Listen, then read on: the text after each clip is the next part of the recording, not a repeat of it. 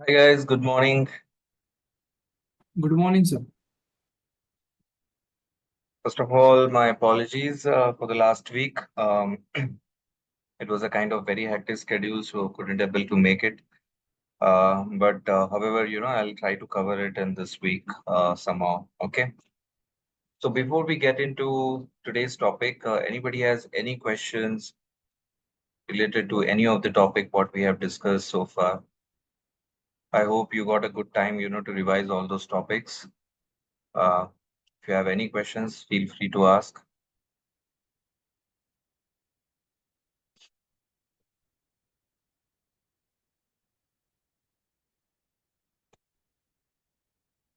All right, so no questions, then let's get started. Okay, in the last class, we touched upon this particular topic, linear regression. Okay, just to recap, we talked about covariance, we talked about correlation, right? So, what is the difference between covariance and correlation, guys? If anybody remembers, what is the difference between covariance and correlation?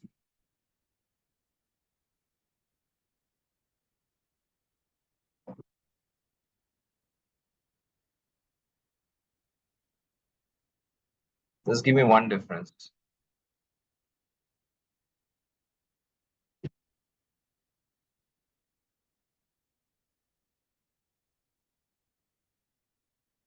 No? Okay. So, covariance basically will give us the direction of the relationship, like whether the two variables and that two continuous variables are directly related or indirectly or inversely related. Right. So, right, Saurabh. So it measures the degree to which variables change together. Okay. So maybe it doesn't quantify how strong the relationship is, but based on the uh, sign, whether if it is positive value of the covariance, then it shows that there is a positive relationship. If the value is negative, then it means there is a negative relationship. So negative relationship means the both variables are inversely proportional. If one variable is increasing, other variable would decrease. So that's the kind of relationship the two variables would be having if the covariance is negative. If the covariance is positive, then one variable, if it is increasing, the other variable would also increase. So though both the two variables are directly proportional in that case.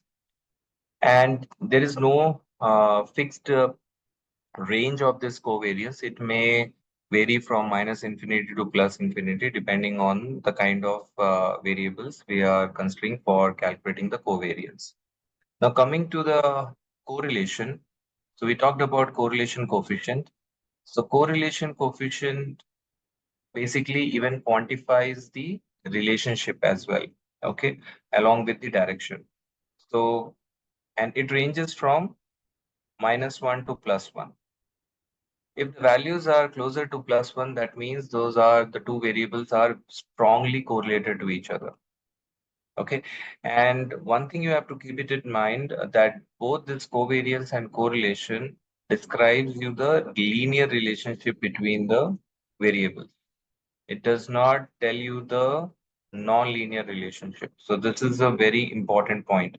So if the correlation value is close to zero, that shows that there is a very weak linear relationship. So it could be a chance that there could be a non-linear relationship.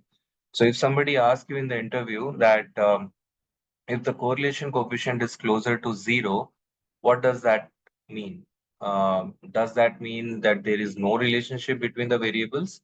Then you have to answer that if it is close to zero, it shows that there is a very weak linear relationship, and we cannot comment anything about the non-linear relationship.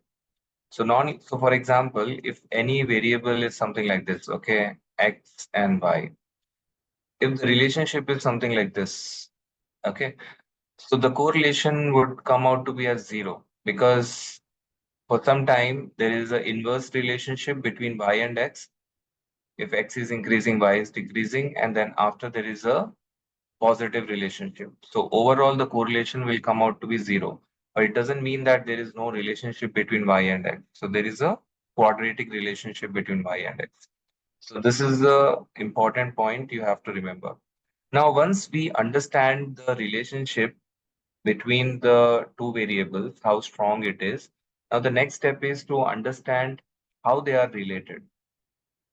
If I know the value of one variable, can I able to predict the another variable? So can I by some means can I formulate the relationship between these two variables? That you can do it through this linear regression. Again, the emphasis is on linear because here this linear regression can only able to identify the linear relationship between the two variables. Okay. So first is the simple linear regression. Simple linear regression means I'm just considering only one input variable to predict the output variable. Okay, so here I will define the relationship between the two variables only, and those two variables should be continuous, where one variable would be the output variable and another variable would be the input variable. So we discussed about this example in the last class, if you remember. Here, if my objective is to predict the CO2 emissions based on the vehicle characteristics or based on the vehicle attributes like engine size, the number of cylinders, the fuel consumption. So if I have some kind of attributes about the vehicle, can I able to calculate the CO2 emissions without using any equipment or tool or without any process, just with the based on this particular equation, if I know the characteristics of these vehicles, I can predict the CO2 emission. So this is we are getting into a predictive analytics now. So predictive analytics is all about predicting the unknowns. It is not always something, when we say prediction, it is always not related to the future. Okay. So anybody, if you ask what is predictive analytics, it is all about predicting the unknown. It could be related to future or it could be related to present and past. So for example, I have information about 100 vehicles, but I do not have the information related to their CO2 emissions. So here we are not talking about time factor, nothing. Okay, so there is no time factor here. So people always think that predictive analytics is all about predicting the future. No, here we are predicting even the unknowns. So in your data, if you do not have certain values, if those values are missing, for that also you can use predictive analytics to fill those values. So for example, in this case, I have the information of all the vehicles till this level, and after that, there are certain more vehicles got added to my data for which I do not have the CO2 emissions available. So what I will do is I will take this historical data, I'll train my model. After training the model, if my model is giving the uh, better results, then I can use that particular model to predict these CO2 emission for the new data points. All right, so here I'm just using one input variable, and as I mentioned, this particular input variables can also be called by different names.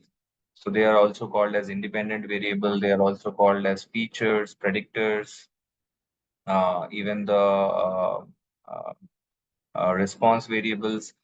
So, okay, so all these are known as input features, input variables. So all these input variables we will use to predict my output variable, which is known as dependent variable. So this y is dependent on x that we can find out through correlation. And once we find that these two variables are highly correlated, we can go and build the relationship between y and x by using this simple linear regression. Okay, so here this is clear. We are using the simple linear regression to predict CO2 emission. by using this engine size of all cars. In the multiple linear regression, as the name suggests, here we can add more number of features. Okay, more than one features we can include to predict the output variable. In that case, it is known as multiple linear regression. So that means we can have multiple input features, input variables, or predictors to predict my output variable. Okay, so this we will discuss later. So how does this linear regression work? So basically, we try to fit a straight line, okay, to this particular scatter plot, and this scatter plot shows or describes how this emission, which is my output variable, is changing with respect to the engine size. And at a high level, if you look into the scatter plot, it shows a linear trend, right? Because if I'm increasing the engine size, if you go from left to right, the emissions, these all uh, points, they are kind of, getting towards upwards. Okay. So that means if the engine size is increasing, somehow the emissions are also increasing. Okay. So it is not exactly a straight line, but overall the trend, overall it looks like a upward trend or a straight line. Okay. Now, what this linear regression algorithm does is it will try to fit a straight line onto the scatter plot. Okay. Something like this. Now, this line is known as line of good fit or the best fit um, because see now this line has to pass from the center. So there are certain assumptions in the linear regression which you need to keep it in mind. And uh, one such assumption is that okay, so here the errors should be evenly distributed. For example, if there are positive errors, so there has to be a negative errors also. So that means my regression line is not biased or it is not towards a particular direction. If I have a line something like this, here all my errors would be negative, right? Because all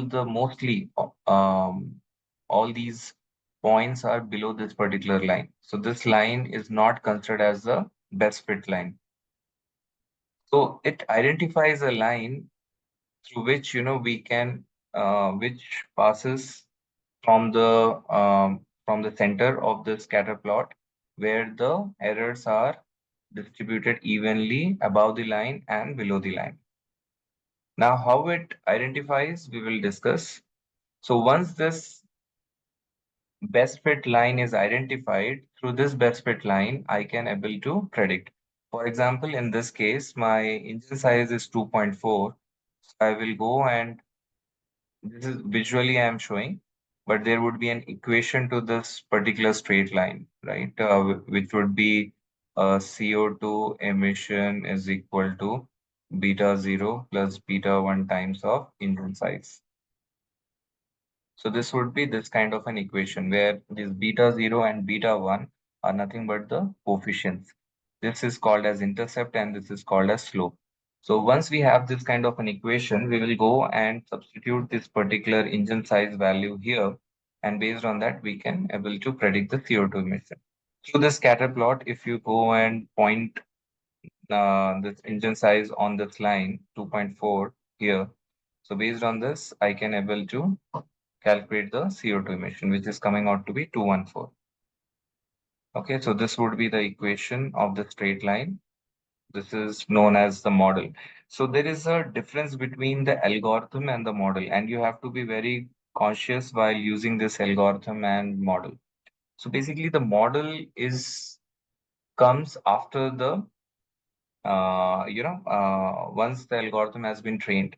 Okay, so we'll call as model training. So model once it is trained, then you can use that model for your predictions. Algorithm, this linear regression, so whatever, different kinds of techniques we are going to discuss in the machine learning or in predictive analytics, all those techniques are called as algorithm.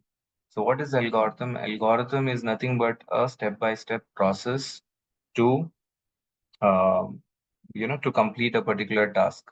So here these machine learning algorithms is so these algorithms are for training these models.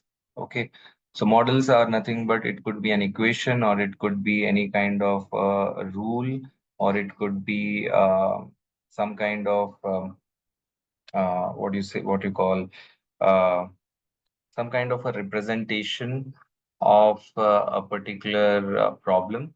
So that representation, if you use it, you can able to solve that particular problem. So when we discuss about various other algorithms, you can understand in every algorithm you will not find this kind of equation coming as a model. Okay, so it could be represented in different format. So here this model is represented in the form of equation where we have used the simple linear regression algorithm and then train the model, and this is the model. Okay. Now, once the model is trained, now you will get this kind of an equation where y hat is known as predicted value. Okay, because this is an equation. Through this equation, we are predicting something unknown. So it could be higher than the actual value or it could be lower than the actual value. Okay, so there's a reason if the actual value is denoted as y, the predicted value is denoted by y hat. Okay, now once you once you predict this output variable, you need to check how accurate these predictions are coming out of this model. And then only you can conclude that this model is a best fit and this model is a good model to predict the y variable. If the accuracy is not good, then that means this particular algorithm is not the right algorithm to solve this particular problem. And probably you have to go for some other algorithm. Or else there are certain ways through which you can fine tune this particular model to, to improve the accuracy a bit. Okay, to increase, to improve this accuracy further. So one way is like for linear regression. If you have to fine tune the accuracy, what you can do is you can move from simple linear regression to multiple linear regression. See, for example, in our real life also, if you have to predict something, okay, and somebody is giving you a hint, okay. So generally it happens when we have to answer any quiz, right? So somebody gives you certain hint. So if that hint is not enough, okay, what you ask for, you will ask for more hints, right? Give me more, tell me something more, tell me something more. So similarly here the algorithm, if the simple linear regression is not able to understand the the change in the output variable based on that particular one input variable, we have to give further more features or predictors to it so that it can understand the relationship between all those input variables with respect to that output variable. In that way, probably more information or more what do you call um, patterns about the output variable can be identified through those input variables, right? So before that, but how to test it whether the model is a good model or not? That we can check by finding out the error. Error is nothing but it is the actual value minus the predicted value. So if the actual value is, for example, here it is 250 and my predicted value is 340, so that means that there is some error. Okay. And how much is that error? It is minus 90. Is it a good or is it a bad? It depends on the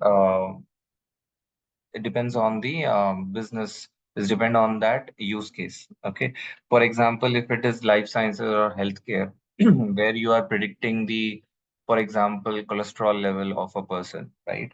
So there, if there the deviation is of few units also, it is not considered. Okay, there 90% or more than 95% of accuracy would be required. But when it comes to marketing, where you are predicting some level of customers, landing onto your web page. So there, the errors, little bit high errors is also okay, right? If you are predicting 100 customers would log into your web page, but if it is like 80, actually is 80, if there is a difference of 20, still it is fine because there is no higher risk involved in this kind of use case. So based on the use case, you need to understand how critical it is, how important it is, how important your model would be in terms of making the decisions.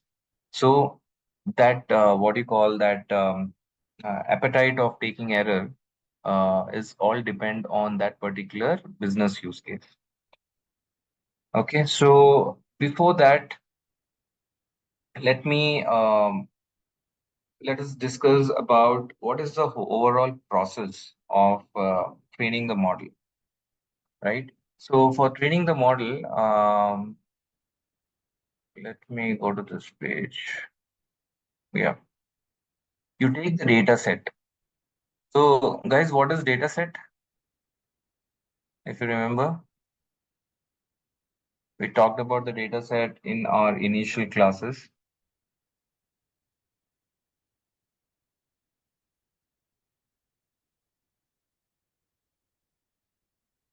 Okay, in simple terms, it is nothing but a sample, right? So we don't take the entire data which is sitting in our database or in any other repository to train our model because there could be a lot of noise, there could be some unwanted features which is not required for your model training, right? So you have to filter the data which is uh, which is required for your model training. So that the criteria of filtering your data should come from your domain knowledge or should come from the business. So somebody has to tell you that, okay, to solve this particular problem, these parameters are important. For example, here we have, for predicting the CO2 emission, we have considered the engine size. Why we have considered the engine size? Somebody might have dictated us and said that, okay, engine size is the most important attribute when it comes to CO2 emission. So please consider that. That could be one way. Otherwise, you have to do some kind of a correlation analysis. Consider the output variable and then whatever input variables you feel uh, could be important. You take all those input features and do the correlation and see which variable is highly correlated and then consider that particular variable. So here, first you filter the data. One is like number of columns and even the number of observations also. You need to take a certain sample. And if you remember when we discussed about the data in one of the previous classes, so there the environment was one of the factor, right, which I talked about.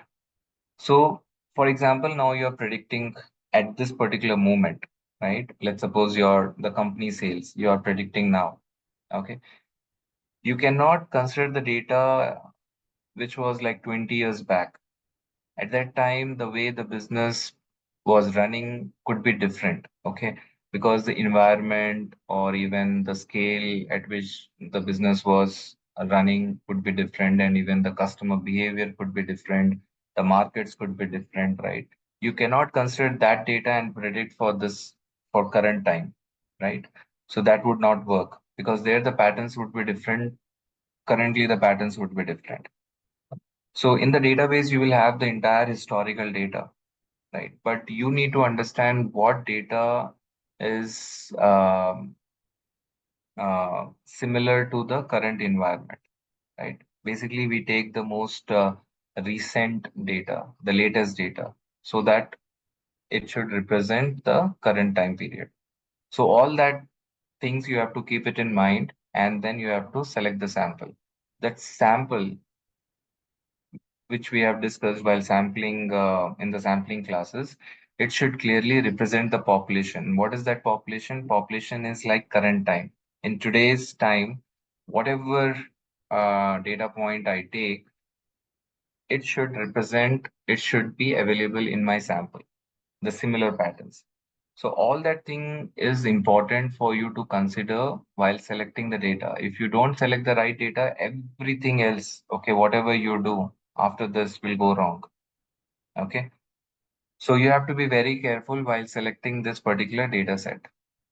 And let's suppose you have taken last 10 years data, around 20 features and all those things you have considered, and that's your data set. Now you have to split that data into training and testing. So it is just like, first you are teaching the algorithm, okay, that is known as training. Okay, and after that, once you taught that algorithm through this data, now later you will go and test it, how much that model has learned, okay, from that data. So this whole process is known as machine learning, right? So here I will divide the data into two parts, the training and the testing. Okay, so basically, majority of the observations we take it in training, and very few observations will take it for testing. So roughly it is 80% in training and 20% in testing. Okay. If the data is used, sometimes we go even 70% and 30%, but not below 70% and not above 80%. Okay. So this is how, we'll split the data. This whole process is known as splitting the data. Once the uh, data is splitted, okay, then after that, I will go and train my model on this training data set, and my model will be built. So what is the model here in this linear regression? It would be an equation. Once the equation is being derived out of this training data set, now I will use that equation, to predict on my test data set. So while predicting, I will not pass this output variable. So this would be completely hidden. I will just pass the input features to this particular model. Now this model will predict, and that predictions I will compare with these actions. So why we are doing all these things? See, sometimes what happen, these algorithms, if you pass the training data, right? You may think that you may say that on whatever data we have trained, we can test the model on the same data. But why we don't do that? So it is because the model has seen that if this is the input variables and this is how the output variable would be, right? So this is something I have given the problem along with the solution to this particular algorithm. So this algorithm may overfit, may overlearn, okay, all these patterns and may give a very good accuracy on the training data set, right? But so in that way, that model will be known as overfitted model because on the training data set, it may give you better results. But if you give some new data points to that particular model, the model may fail, right? So if the training accuracy is higher, but the test accuracy is lower, then that model is known as overfitted model, right? If your model is not giving good accuracy on the training data itself, then that model is known as underfitted model. So underfitted model is that because that algorithm may not be that sophisticated or maybe not that good in terms of identifying the patterns, hidden patterns from that data. Okay, so in that case, either you have to change the algorithm or probably you have to give more signals or more significant features to understand the relationship between those features and the output features. Okay, as I mentioned, if the engine size is not just alone is not giving the complete picture of the CO2 emission, then you have to add further more features to it, like cylinders or fuel consumptions. You have to keep on adding features and see, and you have to test it, and you have to check whether this model is improving or not. So this is the overall process, okay, of the way this training happens, right? Okay, so this cross validation I'll cover, okay, later. The cross validation is all about, at a high level, I'll tell you, it's all about validating the model again and again. So instead of doing only one single time testing, through cross validation, I can test the model again and again, right? And on a different data set.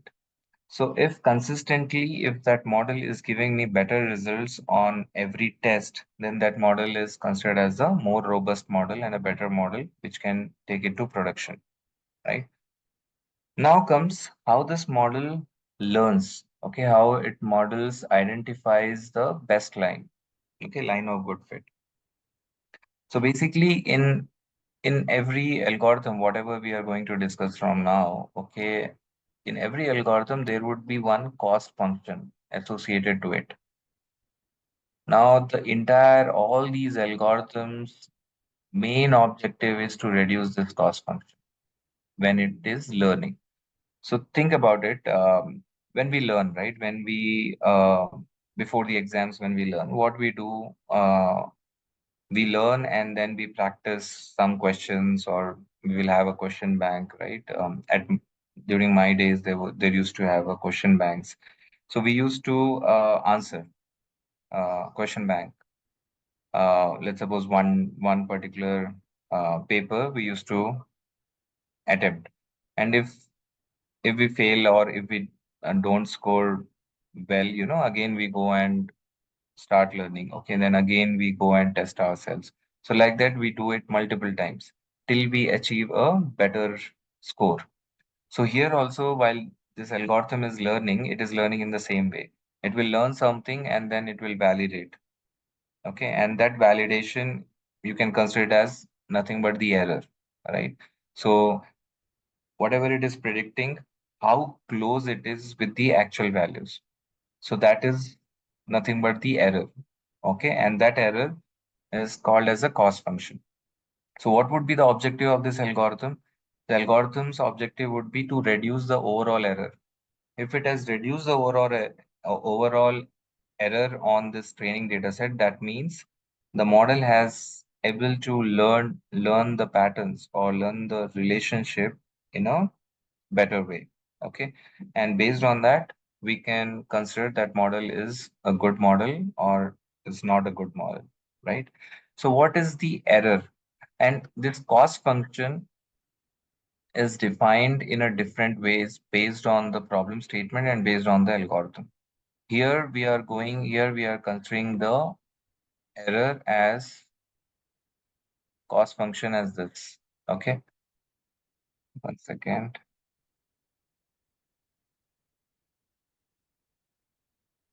Basically, we consider the mean absolute error, okay, or mean squared error as the cost function.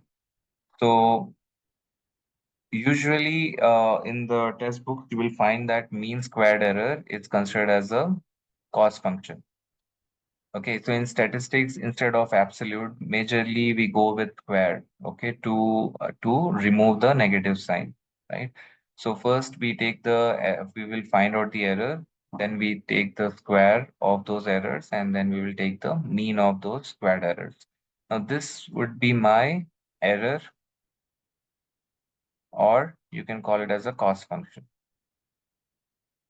Now, in this particular behind the scenes, there would be another algorithm, okay, which the main objective of that algorithm is to identify the parameters. Parameters means the coefficients, beta 0 or beta 1, beta 2, if we are considering multiple linear regression. Or if it is simple linear regression, it is just a beta 0 and beta 1. The main objective of that algorithm would be to find out the optimal values of these beta zeros and beta 1 at which it finds the minimum cost function, which is nothing but your MSC. Typically, how it looks like is it looks like and this function, you have to assume it as a convex function. Okay. This is known as convex. So if you remember in the physics, we have studied about the convex and the concave lens, right? So this is known as convex. Okay. So here the y-axis would be the cost function, and these are nothing but the beta 0 and the beta 1 coefficient. right, in the n-dimensional space. So if we are, see here, if we are increasing the beta zero for certain extent, okay, this cost function may reduce. But if you further increase the beta 0, beta 1, then again the cost function would increase. So cost function is nothing but the error. So you need to find out the optimal point at which, this cost function is the minimum. It could be either zero sometimes or it could be non-zero also. Depending on the problem statement, depending on the data, it may differ. So if in your data there is a very strong relationship, so sometimes even the cost function may reach to zero also. In that case, your model may give you 100% accuracy, right? But in some of the cases, in most of the cases, rather, okay, the cost function is not zero, but it is like minimum, right? So this is known as this whole process or this whole algorithm is called as gradient descent. This gradient descent algorithm, what it does is it identifies this optimal parameter at which the cost function is the minimum. Now, how does that it work? How does it work? So basically, it works based on the partial derivatives. Okay, so I'll not get into that all that mathematics. Uh, but the intuition behind this algorithm is that it randomly picks up some beta 0 and beta 1 value, some random value. Okay, for example, beta 0 2.5, beta 1 as 3.6. Okay, I just randomly took some number. Now, based on this, now I have this engine size.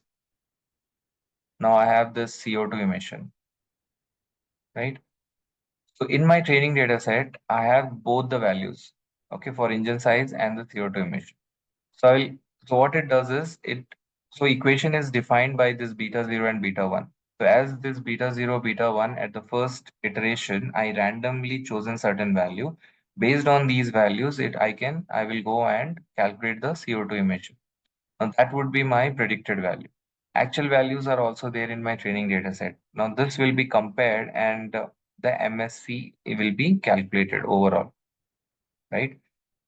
Now, what it does is, let's suppose it is at this particular point. Sorry.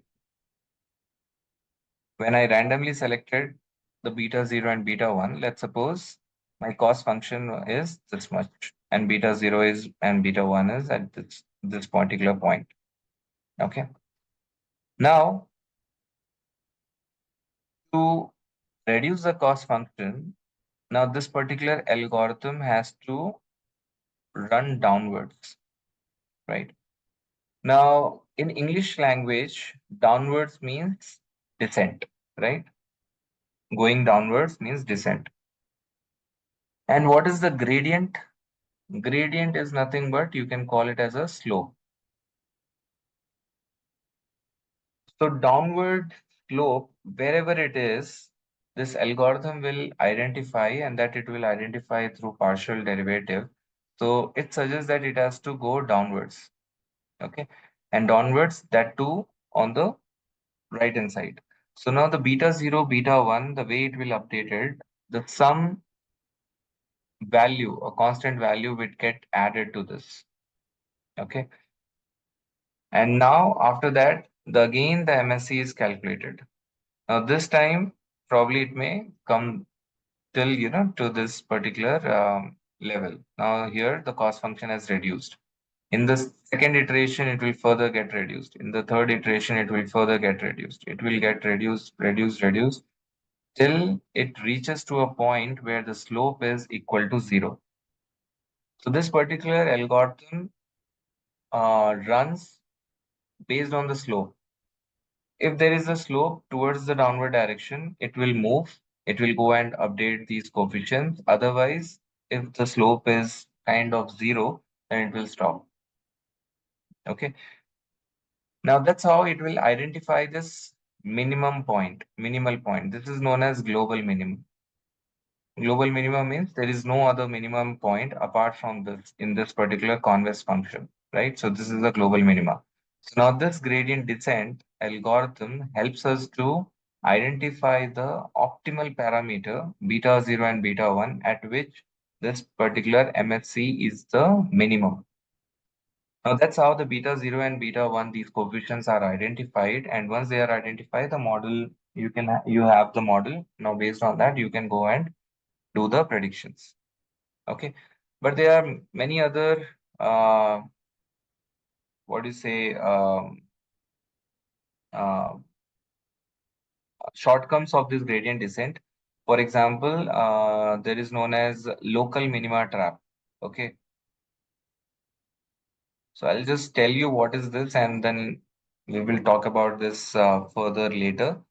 So what will happen is if we do not have this convex function like this, okay, if we have it some other kind of a function, something like this, where there are multiple minimum points. This is also one minimum point, and this is also another minimum point. But what is the global minima? This is the global minima. This is your local minimum. A minimum point which is higher than the global minima are called as local minima. For example, your algorithm randomly starts from here. So it will go down, go down, go down, go down, and it will stop it here. Because here the slope is equal to 0. And here your model, your algorithm will converge, and whatever the coefficient values it will identify at this point, it will give you as a final outcome. Okay, and you have to consider those beta coefficient for your predictions. But there was a scope of further improvement. It can able to reach to this particular point also, and whatever beta coefficients um, are identified at this particular point, that could be better than these beta coefficients, because here the overall uh, cost function is the least. Okay, it's minimum than this particular point. But what if this the algorithm stops here? So that is known as global minima trap. To avoid this, there are multiple different kind of approaches which we can take, okay, which we will discuss later in subsequent classes. But just understand, in this particular linear regression, there is one cost function. The cost function is nothing but the mean squared error. And to reduce this mean to find out the beta coefficient at the least cost function, we there is another algorithm which runs behind the scenes, which is known as gradient descent. Okay, and through this gradient descent, we can identify the optimal values of beta 0 and beta 1, at which the cost function would be the at which the cost function is the minimum, and that would be your model. Now with this, we will jump into a use case, but before that, let me know anybody has any question.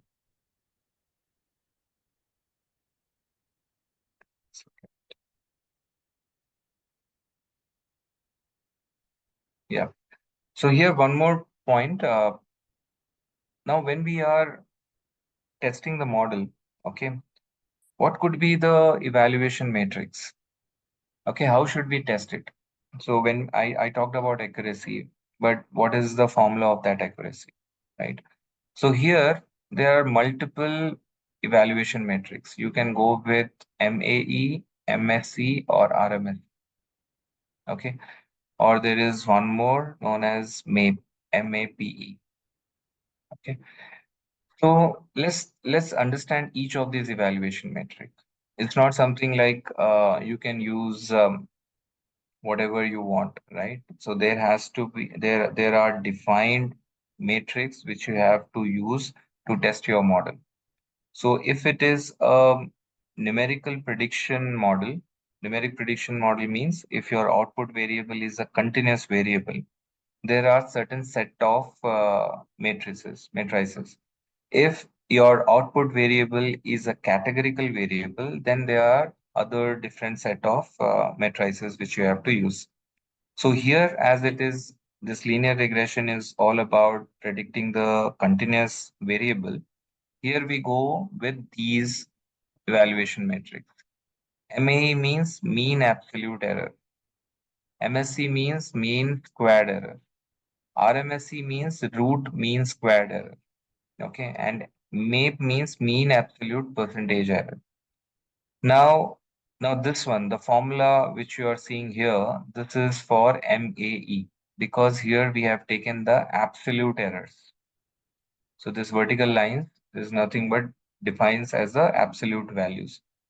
So if in between these two vertical lines, if the values are negative, the absolute value will become positive. Okay, so basically we take absolute values to find out the scalar term, okay, not the vector. So vector means vector gives the direction, right? So we convert the vectors into scalar by using this absolute.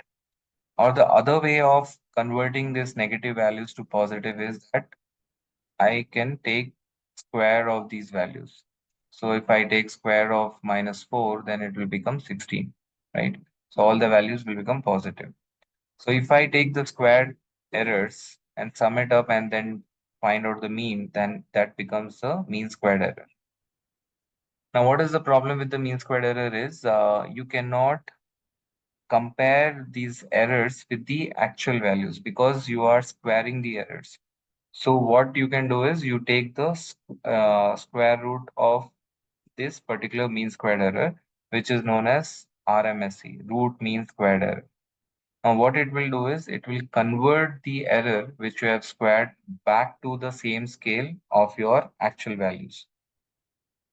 Now, and this is most widely used, for this evaluation purpose. So just remember, if somebody asks you what is the most uh, what is the most known evaluation metrics for the regression problems, then you have to say RMSE. Now, another term is MAPE. This is mean absolute percentage error. It will find out the error and then it will find out how much percentage of error when compared to the actual values is coming, right? Now, that is, for example, the error is 6. Now, it will be compared by the actual values like 196. This is my actual value. If the predictions, if the difference between the predicted value and the actual value is 6, then I will find out how much percentage of the error, okay, this particular model is giving me. Now, like that, I will find out the errors, percentage errors for all the data points, and then I will take the mean of it. Okay, now that is known as mean absolute percentage error. Here, this MAP will give you the value would be in percentage. For example, the overall percentage has come out to be 6%. So you can think about that overall error percentage is 6%. Now, what would be the accuracy? Accuracy would be nothing but 1 minus MAP. If the overall error is 6%, the accuracy is nothing but 100 minus 6, so which is 94%. Okay. So now that's how you can even use MAP, and based on the MAP, you can calculate the accuracy. All right. So when you have to compare your model on the training and the test, what you do is you consider any of these evaluation metrics. First, measure it on the training data set. For example, on the training data set, your MAP is coming out to be as 8%, right? On the test, on the training. Then again, you calculate this MAP on your test data set. If on the test data set it is coming out to be 9% or 10%, still it is fine. But if it is coming out to be 19%, then there is something wrong. Then in that case, you have to consider this model as a overfitted model because on the training data set, your error percentage was low. So that means accuracy was high. But on the test data set, your error percentage went high. So that means your accuracy went low. Okay. So in that case, you can consider that model as a overfitted model.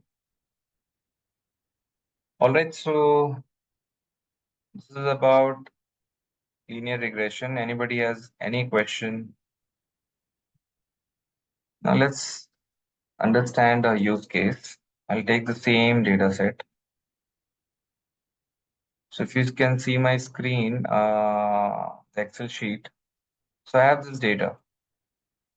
So here I have different information about the car. What is the model year? What is the make? What is the model? Here the model means the vehicle model, right? Vehicle class, engine size, cylinders, transmission, fuel type, consumption. So fuel consumption in city, fuel consumption in highway, all the information I have. And then finally, there is a CO2 emission column, which I'm considering as a output column. So now you can think about any use case. Okay, probably it can be used uh, by this uh, traffic police, okay, and the cops, or else it could be used for designing a vehicle, or it could be used for resale of the cars, right? So for multiple purposes, this understanding of the CO2 emission can would be important, right?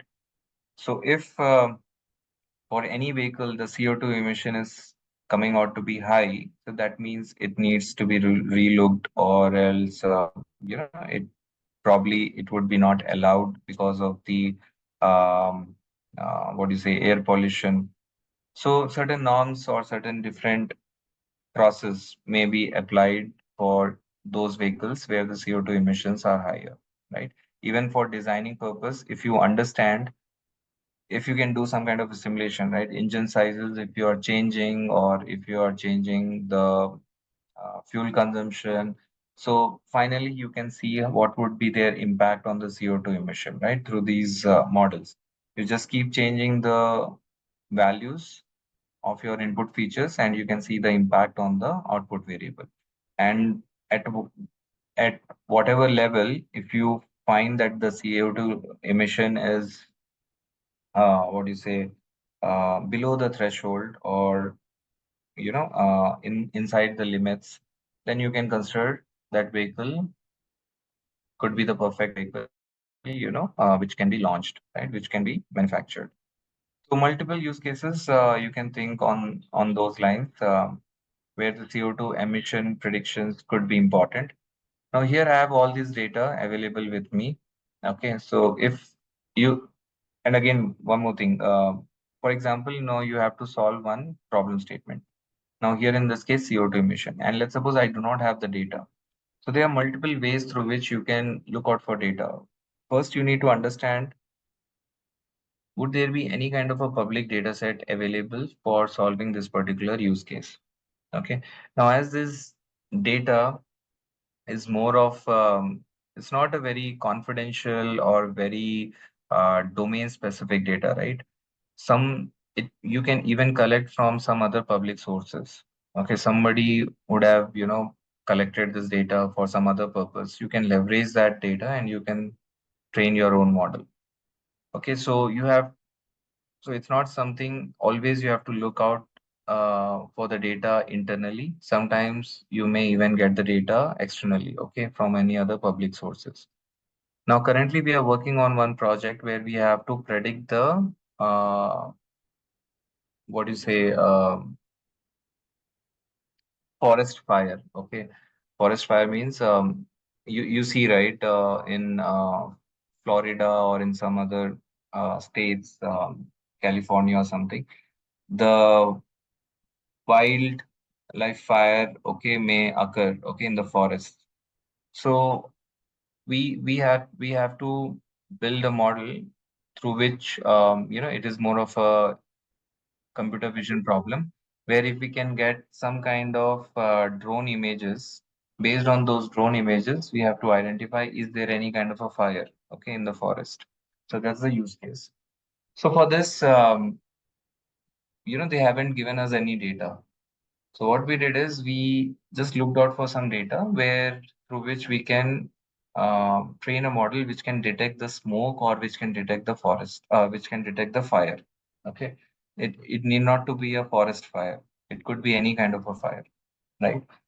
So we have collected the data, and some of the images were of close proximity, some of the images were of wider proximity. So we considered all that data, and then what we trained the model is we trained the model which can detect the fire and the smoke. And that's something we have applied it on this particular drone images. It worked well. So like that, you have to see that if for solving any particular problem, if any other external data could help you to train the model, you can leverage that model. You can leverage that data. It's not always you have to look out for internal data set, and if the internal data set is not available, don't think that that particular problem cannot be solved, right? So in some of the cases, what may happen is the business may not have thought about capturing that particular data, and probably they have thought it later, and they have just started collecting the data, but the problem is so critical that they want this model to be trained immediately. Okay, so the data is would not be sufficient for you to train that particular model. So there are multiple such challenges you may face in your real scenarios. So there, and for that there are multiple approaches also, to solve that particular problem.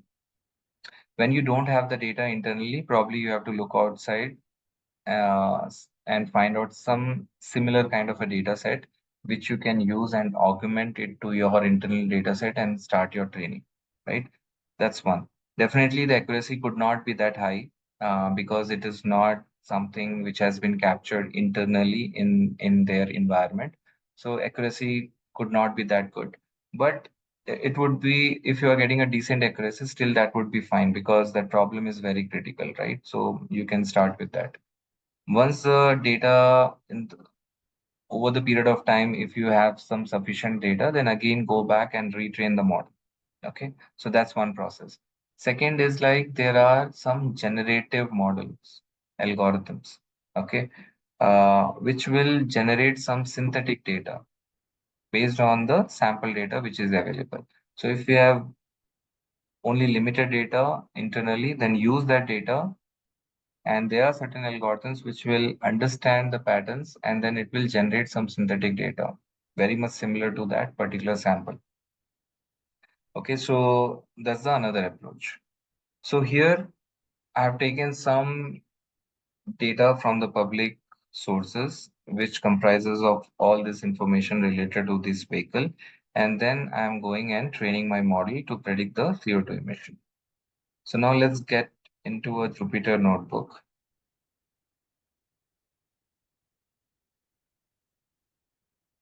All right, so now this is my Jupyter notebook. So the same data, okay, so here I have given also the data set source, okay. So this is for some coming out from some retail sales value coming out from some source in Canada region, okay. So now it has all these different columns.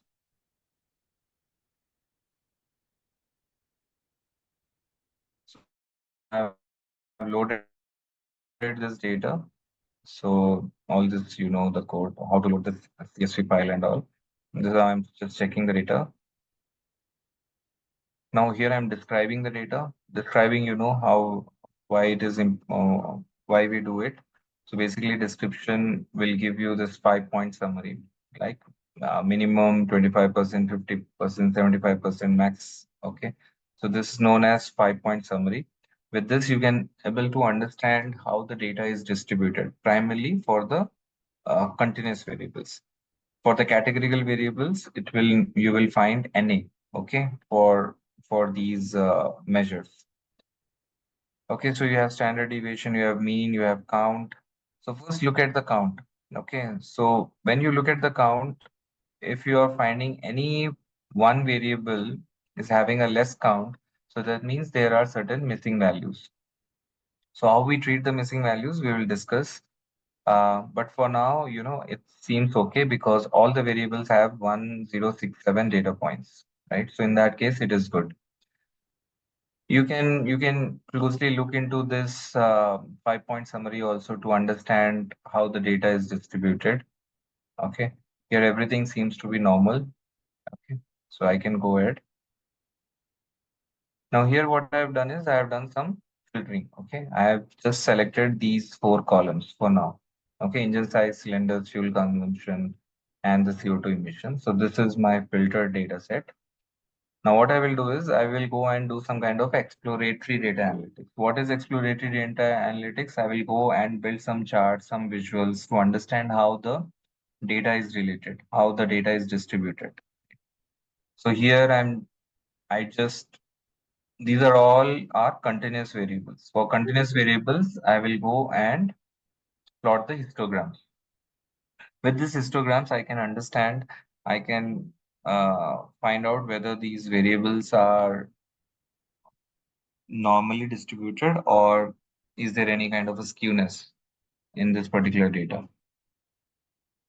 So this is the cylinders. As the cylinders are the discrete values, they are not continuous values. So I see just a bar graph. Okay, the cylinders column can be treated as categorical column as well because the cylinders could be either 4, 6, 8, 10, 12. The cylinders cannot be 8.1 or 8.5 or 8.6, right? So these are discrete values. And they are certain set of values only, 4, 6, 8, 10, and 12. So these are the only five categories of cylinders which you will find in the entire data set. So you can consider it as a categorical column. So So we will see that how you can change this data type. But for now, let's go and look at for other columns like engine size, CO2 emission, fuel consumption. These are all continuous. So data looks to be, this is little bit right skewed. So this is my mode. The tail is going really long on the right hand side. So this is positively skewed. CO2 emission looks like to be close to proper normal distribution curve, and this is also looks out to be skewed, right? So for if there is any kind of a skewness, one way is you go and scale that data. So we will talk about scaling. Okay, what do you mean by scaling? Um, Scaling is nothing but the Z-score. Okay, so we have seen, right? If we calculate the Z-scores of any particular variable, then we will get a standard normal distribution curve, okay, or the distribution.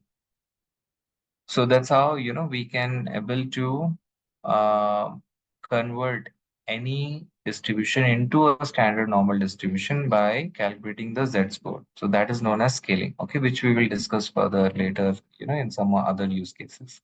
But for now, I don't see much skewness in this particular data, so I'll go like this only. I will not do any kind of uh, feature engineering, or we call as any kind of transformations. Okay, now after that, I will go and now I'll take two variables together. Okay, and then I will go and perform some scatter plot. Okay, I'll build some scatter plot. Here I'm using emission, which is my output variable. With the output variable, I'll go and plot these input variables. With the fuel consumption, this is the scatter plot. This is for with the engine size, which we have seen right in the slides. It is exactly the same. This is with the engine size. Okay, so I think, yeah. So if you want to, yeah, so CO2 emission, engine size, and fuel consumption. With cylinders, it doesn't make sense because it is categorical column. So with these two columns, this is how your scatter plot look like. So when you compare these two scatter plots, this seems to be, there's two straight lines. So if my regression model, what it does is, what it will do is it will come up with a regression line which passes, from the middle, okay, of these two lines. So I think if I have to choose one, better I will choose this, okay, engine size, because this could be a better predictor when compared to this this fuel consumption. Okay, so I will use this particular uh, variable engine size to predict the CO2 emission. Further, we can verify by calculating the correlation also. Okay, but for now, with this visualization, I feel that engine size could be the better predictor, to calculate the CO2 emission. Okay, so here I'm finding out the D types. D types is nothing but the data types. You can able to understand, the data type of each of these variables. So model year is integer, the make is object. So wherever there is an object, that means those variables have been considered as a categorical variable. So here the cylinders, it is considered as a discrete column, like integer. It will not take float values. Okay, it will not take decimal values. It is taking only 2, 6, or whatever number of cylinder categories are there. It is taking only those numbers. So it has been defined as integer 64, right? So if I want to change it to the categorical, I will go and convert this data type to object. Okay. For now, as I'm not considering this, let it be like this. So if you use DF info, you will even further, you will get more information. Okay, so it will give you the number of columns, number of rows, number of columns, and along with this D type. So what I'm doing is step by step, I'm going and validating my data. Is my data correct? I'm the same time also I'm analyzing it at a high level, how the data is related, how the data is distributed, all that thing I'm doing. So uh, this whole task is known as exploratory data analytics, EDA. You will hear this particular word more often, okay, when you get into real world scenario. People will ask, have you done EDA? Is EDA done? Okay. So what data is saying? What do you think the data is? Okay. What is the quality of the data? Everything you will get to know through this EDA. Okay. Is this data good enough, to perform any kind of machine learning on top of it? So that you will understand if you do some kind of high level analysis. In high level analysis, either you can go and plot these charts and graphs to understand how good your data is, or else you can perform some kind of you go and calculate this correlation, covariance, or else you go and calculate those 5 point summary to understand how the data is kind of distributed and how they are related. Okay, so if you want to change the data type, use this as type. Okay, just take it as an exercise. Just take this particular column cylinder and convert that into object, and then go and print this df info. You'll see that okay, the data type has been changed. So if you see here the model year, okay, because the model year is nothing but it is mentioned as 2014, 2013, 2012. So how Python will understand whether it is an year or a number. So it has considered as a number, okay, as a discrete number. And it has given the data type as integer 64 because there were no decimal values in the model year column. So wherever there is no decimal values in the column, automatically the Python will pick up the data type as integer. So integer is nothing but the discrete values. Now let's suppose I want to convert those discrete values into categories. I want to consider that particular column as a categorical variable where you use this as type and convert that into object. Now if you see now this particular model here, now it is being called as object. So here I have converted cylinders to object. Now cylinder is now the object. Now why is it important? Now later you will see that in Python, for machine learning, there is a package known as sklearn. So if you define these variables data type correctly, so we call it as a schema. If you are defining the right schema to that particular data, when you are training your model, lot of things will be lot of things behind the scenes in the algorithm will be done seamlessly. If you are passing a categorical column as a numerical column and the numerical column as a categorical column, so there would be some kind of problem in the backend, okay, and the model will not get trained properly. So for that reason, it is always better to define the data type properly beforehand and then pass the data for your algorithm for your model training. Okay, so now I'm calculating the covariance. What you have to do is you just use this data frame and say dot co. Okay, it will give you the nice matrix. Okay, it would be square matrix. Whatever the number of variables are there in the data set, that would be the number of columns and that would be the number of rows here in this particular matrix. So how you have to read is engine size and engine size. These are two uh, these are two columns which is as considered, but these are the having the same values. Now, what is the relationship between these two?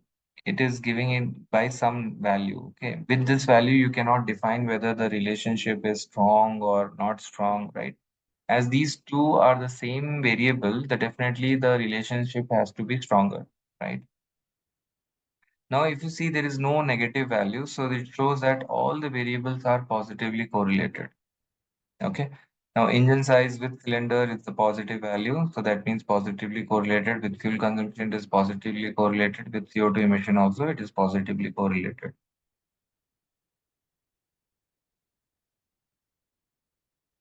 Now, if you have to define how strong the relationship is, now I'm going with this correlation instead of core. Now read this particular matrix. Now here all the diagonal elements are 1. So that means if you are going and finding out the strength of the relationship with itself of a particular variable, it would be always 1. Okay, because the values would not change, right? So for example, now engine size with engine size, if the engine size is 3.5 and I'm finding out what is the relationship if again the engine size is 3.5. So with the same value, if I'm going and finding out the relationship, it will always come out to be as 1. Okay, so that means those are positively correlated. Okay, here my intention would be to understand this particular CO2 emission, which I need to predict with what all variable it has stronger relationship. Okay, so if you see here with engine size, it is 0.87. With fuel consumption, it is a bit higher. Okay, with the visualization, I thought, engine size would be better, but with the correlation, it seems uh, fuel consumption is having bit more, okay, higher relationship than the engine size. Okay, so either you can go with fuel consumption and you can train the model, or else you can take engine size because there is not much difference, okay, in the correlation. You can take either of these one, okay, and go and you can try the simple linear regression. So here I've given you how to read this correlation coefficient values. If the values is near to plus minus 1, that means there is a perfect relationship, perfect positive and the perfect negative. If the values are between 0.5 to 1, that means high degree. If the values are between zero point 0.3 to 0.49, there is moderate degree. And if it is below 0.29, then it is a low degree. And if it is close to 0, there is a no correlation. So no correlation means no linear relationship. Okay, that's something you have to always keep it in mind. Now what I'm doing is now I'm going and splitting the data. Second, yeah. So this is a very traditional, outdated method of splitting the data. So just discard this. I'll in another use case, I'll give you a much more simplistic way of splitting the data. Just understand with these line of code that I'm taking 80% in my training and 20% I'm considering in my test data.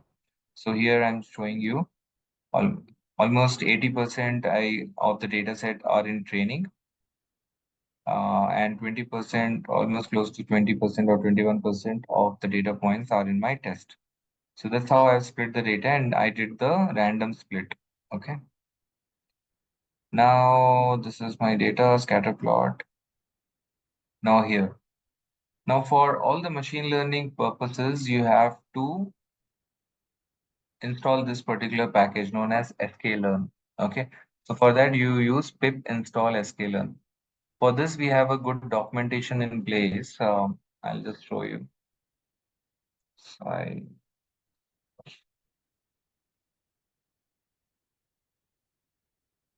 so this is, in short, it's called as sklearn. Okay, but the actual name is scikit-learn. This is machine learning in Python package. So here you will find good documentation on every different kind of processes or the functions which are available in this particular package. It is one-stop solution for all the machine learning problems, okay, all the machine learning algorithms. You just import this particular package, you will find the functions for all the machine learnings available in this particular library, in this particular package. So whatever we are discussing now, that is also called as ordinary least squared, because what we are doing is we are this particular algorithm, simple linear regression or multiple linear regression. The objective of these algorithms is to reduce the cost function, which is nothing but the mean squared error. So that method is known as ordinary least squared in the statistical terms. So here it will give you some understanding about that particular method. Along with that, it will also give you some example, okay, how to use that particular function. Okay, so once we go through all the machine learning algorithms, you refer to this particular documentation, then you can relate. Okay, so by reading this documentation, you can understand furthermore, okay, whatever we have discussed in the class.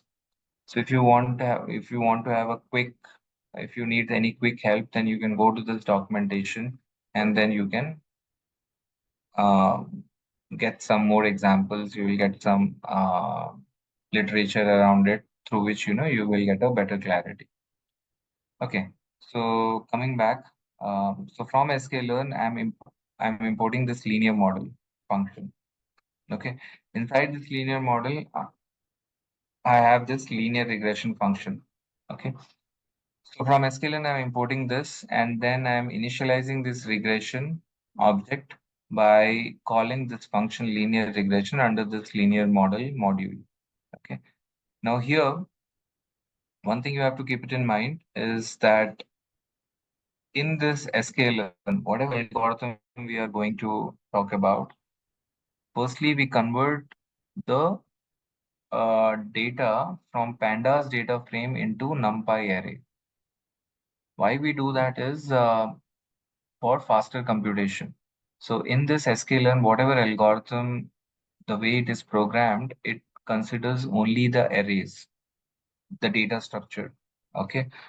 So we cannot pass the data frames. Data frames is consumes lot of space, lot of memory, and while computation, it may take a lot of time. So that's the reason in this particular sklearn package, firstly, all the data or whatever data structure needs to be processed, it has to be arrays first. So that's something you have to convert. So here after splitting, I'm converting that into NumPy array by this function. Now this train underscore x and train underscore y, they are into now NumPy array format. Now after that, what I did is now it's here the whole model training is happening. So model training through Python through this sklearn is very easy. With one or two lines, you can train the model. What you're doing is this object, okay, where you have defined this linear regression, okay, you are just saying dot fit to that particular object. Now you're saying dot fit and you're passing this training data set. In the training data set, you are passing the input feature and the output feature. Okay, in this case, simple linear regression, it is one single variable. So engine size and the CO2 emission, you are passing it to this particular object. Now, what it does is in behind the scenes, it will optimize, it will find out the best optimal values of beta 0 and beta 1, okay, at which it is giving you the minimum cost function.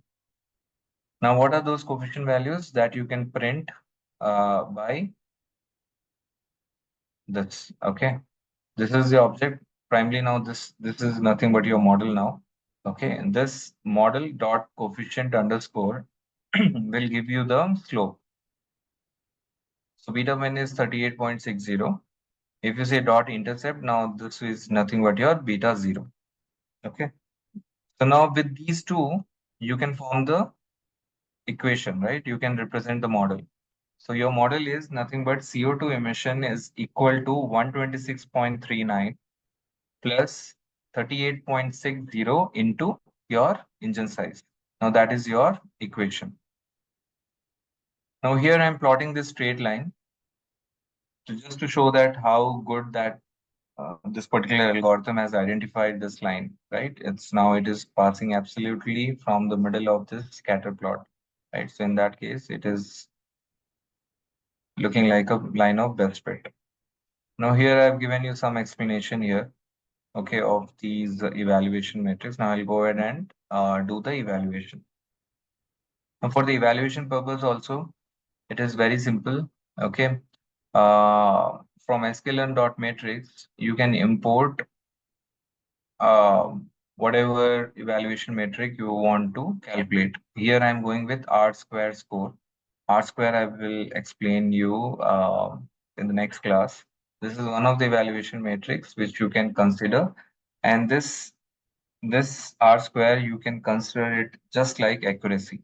Okay, so R square has to be higher. So and this R square would range between 0 and 1. Right? If your values is towards 1, so that means your accuracy is towards 100%, right? So this I'm considering, and where I'm using it, yeah, here I'm using it. I'm saying R2 underscore score, and I'm passing the test data set. So test actuals, and on the test, whatever I have predicted, I'm passing these two values, actuals and the predictions. And automatically this R square will be calculated. So here I'm getting 0.76. So that means my model is 76% accurate, right? So there is no one fixed formula for accuracy. Basically, the real definition of R square is that 76% of the variance is captured by this particular model. If somebody asks you what is the R square, then don't say that it is an accuracy. But I'm saying unconsciously, or just like for easy understanding, we call it as a accuracy.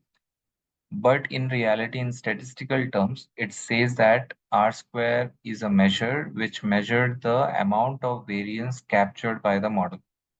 Okay, which is 76%.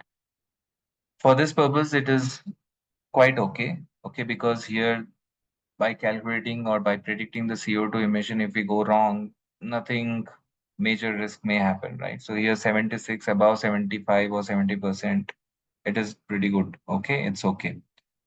But if it is like life sciences or banking kind of a scenario, there this R square has to be higher. Okay, it has to be more than 90%, 0.9. All other matrices we have discussed, that's something okay here. Manually, I'm creating a function for it. But for that also, there are functions available in sklearn, which we will discuss in the next class. Okay, so for now, just understand this particular function, how you are building this custom function to calculate the mean absolute error, to calculate the MSE, and to calculate the RMSE. Okay. So your mean absolute error is 24. Residual sum of square is 964. See, 964 is not giving you the clear picture because here we am squaring the errors. So it is in the next scale. So to bring back to the same scale, what I did is I used RMSE, which is the root mean squared error. Okay. So here it is giving as 31. How you have to how you have to read this RMSE is in overall predictions of the CO2 emission, my error is somewhere plus minus 31. So somewhere if the actual CO2 emission has to be 100, my model is may predict 70 or may predict 130. Okay, so that's the amount of variation I may see in this particular model. So that's how you have to understand through this RMS. So now, as I've done only on the test data, but as an exercise, you also calculate all these evaluation metrics on the training data set also, and then compare both the accuracy values on both training and test. Guys, just give me a minute.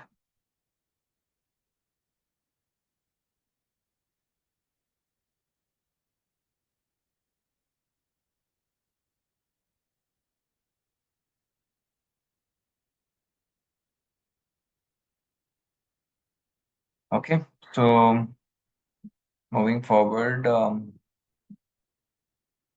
if you now this linear regression is comes more under statistical based algorithm. I've shown you, right? There is a other way of other way of training this particular linear regression model by using a statistical approach. Okay, so if you want to go through that method, then there is a different package known as statsmodel.api. Okay, so here you have to do a little bit of transformation. For example, to calculate the beta zero for the intercept, you have to add one constant value, okay, inside the data. Okay, so let me do that. That I have to run this over.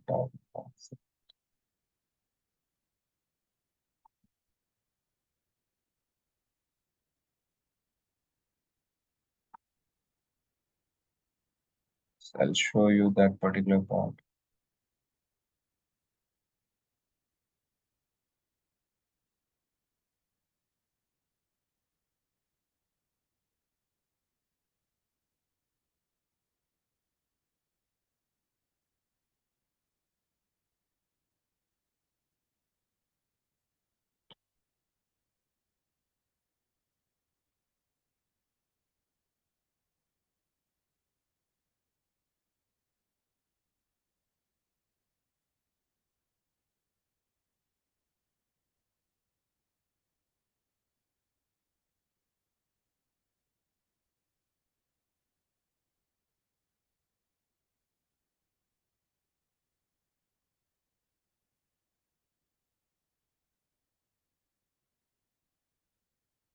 See, now in my input data set, I have only one predictor, right? Engine size.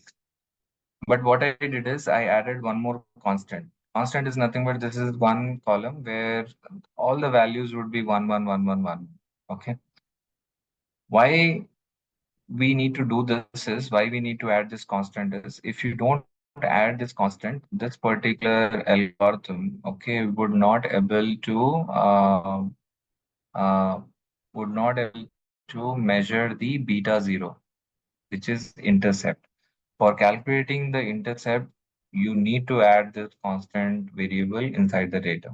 Now, after adding this, you train the model. Okay. Now, this model here is regression approach. This particular function is known as OLS, right? In this particular module, statsmodel.api, I named it as SM in short.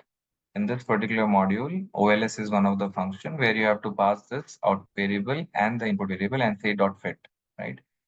Now, once the model is trained, now here you will get all the statistics of that particular model. Now, when we are going with sklearn is mostly a mathematical based algorithms. Okay.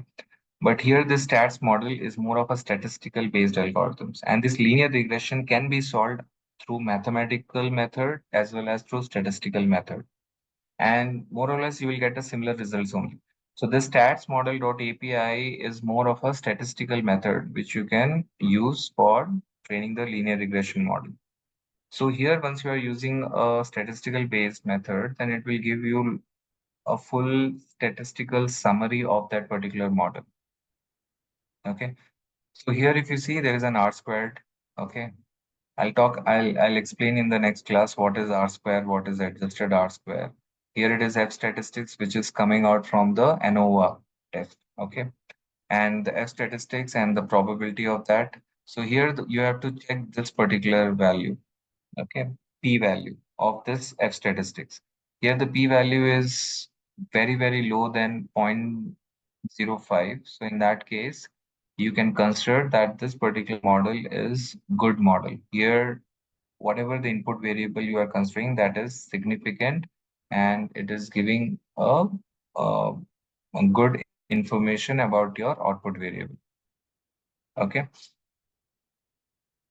Now there is another AIC, BIC. This we will discuss. So a lot of statistics. AIC means Akai K information criteria, Bayesian information criteria. We use this for classification problems. So it is giving that log likelihood is also for classification. Okay. Number of observations, it is telling number of the residuals. It is n minus k, right? So 842 minus 2. So how many number of coefficients are there that you have to subtract from the number of observations? So that would be your degrees of freedom. Okay. Degrees of freedom of the model. So you remember, right? In then the ANOVA test, we calculated those degrees of freedom. That is nothing but that, right?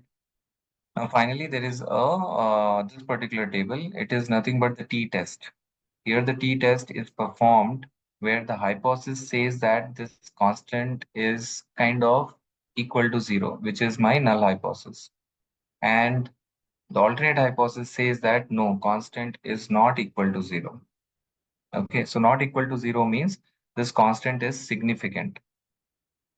So by this p-value, I can able to statistically understand whether this particular constant or coefficient is significant or it's important for me or not. So here, as the p-value is less than 0.05, I can statistically conclude that now this beta 0, which is my intercept, is significant. And even the coefficient for this engine size is also significant. Just a second.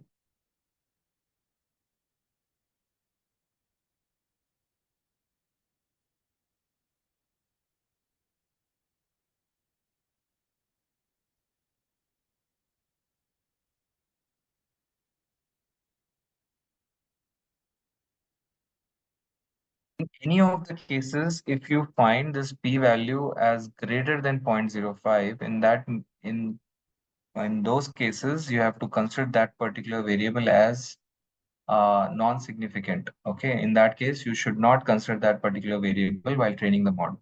So this particular summary statistics will help you to choose the variables also and to understand how good your model is. Okay, then here there's a lot of other tests are there, Durbin-Watson, Omnibus, QNET, kurtosis. This is on the residuals, whether the residuals are following the normal distributions or not. Okay, is there any kind of an autocorrelation? All those things. So it is like advanced statistics. Further, you can go and analyze on your residuals. Residuals are nothing but your errors. Residuals is nothing but the errors in the simple English language. Residuals are more called in the statistical language. It is nothing but the difference between your actuals and the predictions. So another assumptions, important assumptions, what we make in the linear regression is that my residuals would follow the normal distribution. So see, if you read more about this, you will try to understand it.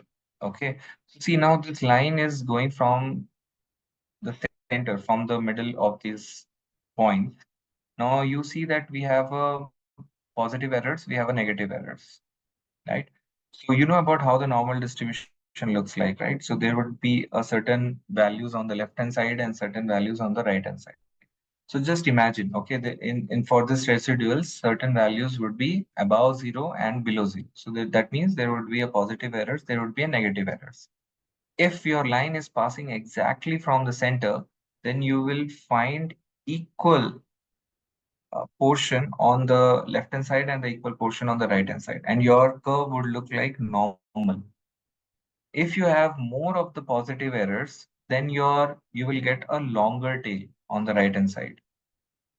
So that means your model is not a good model. So that's something, you know, that something would be the validation of your model. You have to make an assumption that my what you say errors or the residuals are will follow a normal distribution. If it is not following, so that means your model is not a better model, right? And that's something in this particular summary statistics they are showing, from this Durbin-Watson test or Jar-K-Bera test. Okay, so through this, you can able to understand whether your residuals are following a normal distribution or not, or is there any kind of a skewness or the kurtosis, all that kind of information being displayed in this particular summary. Okay, so with this also you can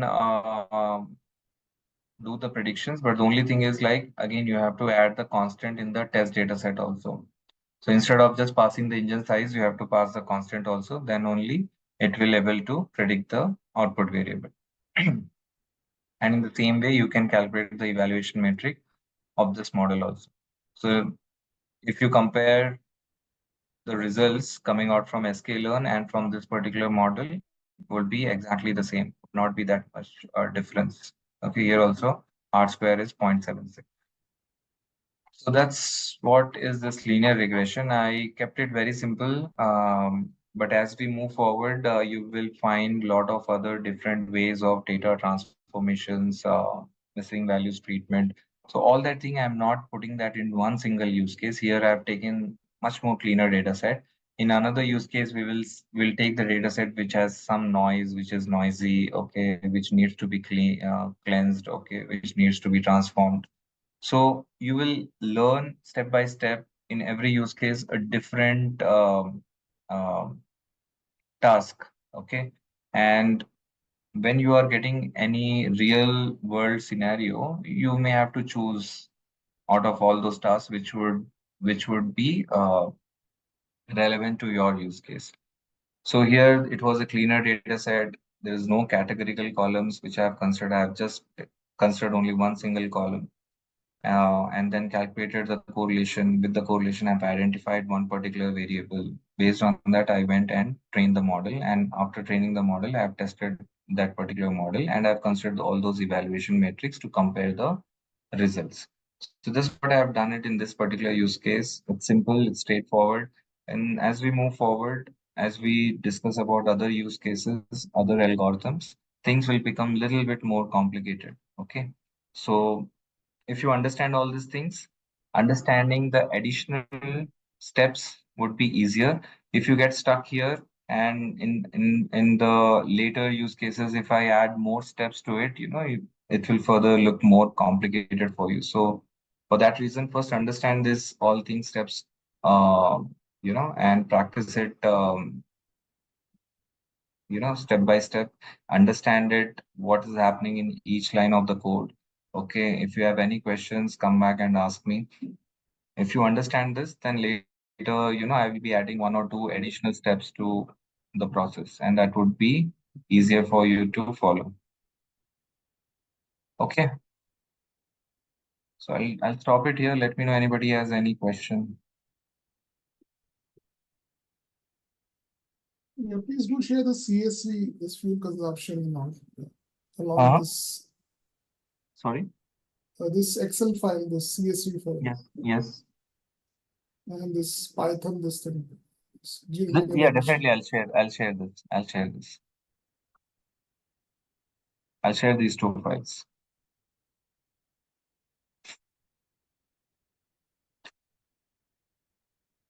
Okay. All right. I'm not sure if I've shared you the material for regression. I'll check if I haven't shared, then I'll share the uh, literature around this so that you can go through it and understand it better. Okay. All right, guys. Then, if no other questions, then we will wind up. Thank you so much. We'll connect tomorrow. I haven't. Okay. So, Saurabh, I will share the material then. Okay. Thank you.